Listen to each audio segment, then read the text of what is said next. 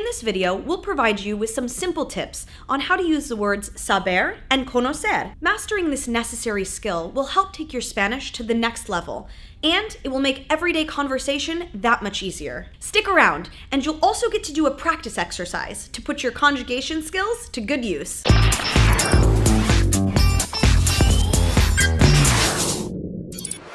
Hey everyone, Danae here with Take Lessons Live, bringing you the latest Spanish tips right from our virtual classroom. Coming up, our Spanish teacher Ana is going to teach you how to use the words saber and conocer. You'll also learn how to conjugate these two verbs. Be sure to hit the subscribe button to stay updated with more Spanish tutorials, just like this one. Entonces, saber y conocer, en inglés, to know. The conjugation for saber. I will say it and then you repeat, okay? Yo sé. Tú sabes. Él, ella o usted sabe. Nosotros o nosotras sabemos. Ellos, ellas, ustedes saben. Notice that se have an accent mark, okay? So you always want to write the accent mark on se. When do we use saber? We use it for facts, information, and to know how to do something. Okay? Por ejemplo, una dirección, a telephone number, name, and you know how to play the piano. That's when we use saber. Okay?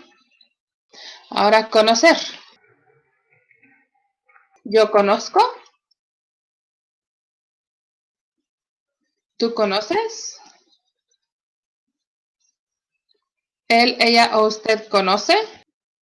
Nosotros o nosotras conocemos. Ellos, ellas, ustedes conocen. When do we use conocer? To know a person. To meet a person. To be acquainted. Or to be familiar with something. Okay? With a place or a thing. Por ejemplo, you know a person, you know a city, a country, or a situation. Okay? Número 1. Yo no, ¿dónde está mi casa nueva? Do we use saber o conocer? Saber. And how do we conjugate saber in the yo form? Yo no sé. Muy bien. Número 2. ¿Usted el color de los ojos de su madre? ¿Sabe? ¿Sabe? Porque es usted. Sí. ¿Sabe? ¿Tú cuándo es el examen de ciencias? Sabes. Sabes. Sí. ¿Sabes tú? Sí. ¿Ustedes España? ¿Conocen? Sí, muy bien. Nosotros a Alejandro. Conocemos. Sí, muy bien. Mi hermano no a mis amigas. Conocer. Conoce. No conoce a mis amigas. Yo español. Yo sé. Yo sé español.